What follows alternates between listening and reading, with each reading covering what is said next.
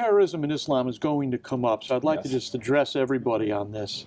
Here's a few helpful things, a few takeaways that can make sure you're not going to get left out on a limb. You don't need to know everything to have a good discussion on this topic, and you can raise some helpful questions. First of all, keep in mind, the Church prays for the salvation of all people, including Muslims. Islam, however, rejects the central Christian claim that God took on human nature, and they reject as blasphemy that Jesus is God of God, light of light, true God of true God. That's a settled issue. So we shouldn't fantasize that all religions are essentially the same. And don't insult Muslims by pretending you know better than they do what Islam teaches. Secondly, Christians do want to share the gospel with Muslims, but we can't because most places, Islamic-dominated countries, will not permit conversions or full missionary operations. 80% of persecution in the world is against Christians, most at the hands of Muslim nations and groups. Thirdly, don't get off into futile fights of whether all Muslims are terrorists. They are not. Do distinguish between Islam and Islamism. Islam's the world religion. Islamism is like a group of denominations within the world religion. We've got Christianity, and we've got Baptist Christianity, and we've got particular Baptist denominations. The big difference is that Baptists and Presbyterians, or any Christian group, doesn't come with a political plan to rule the nations. Jesus said his kingdom is not of this world. But Islam, on the other hand, believes that it is to eventually govern the earth using the revelation given by Allah through Muhammad in the Quran or the Hadith or the life of Muhammad. Islamism believes now is the time to make those political changes, and they're calling for worldwide jihad.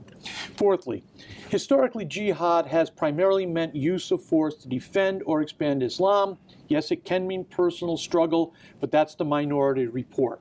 Fifth, the terrorists like Al-Qaeda, ISIS, Al-Nusra are not crazies. They are revolutionaries, and they're rebelling against the secularization of the Islamic world.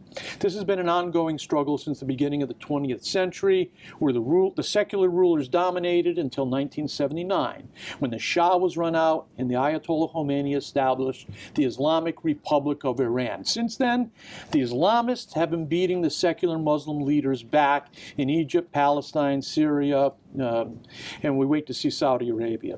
Sixthly, yes, all religions have their extremists, but ISIS is not the Muslim equivalent of the Westboro Baptist Church. That's the group with the signs, God hates fags. Westboro Baptist Church is rejected by all Christian groups. ISIS is accepted by many Muslim groups. Now, knowing that, you're going to have a better handle on Islam and terrorism and Islamism than most of the people at the table. Just remember to ask, does anyone at the table really know what Islam teaches on the rise of government? Google it. Let Muslims decide what they believe rather than Western journalists or politicians who have their own agendas, selling advertising and getting reelected. Are you aware that many Islamic teachers teach that democracy is heresy? Google it.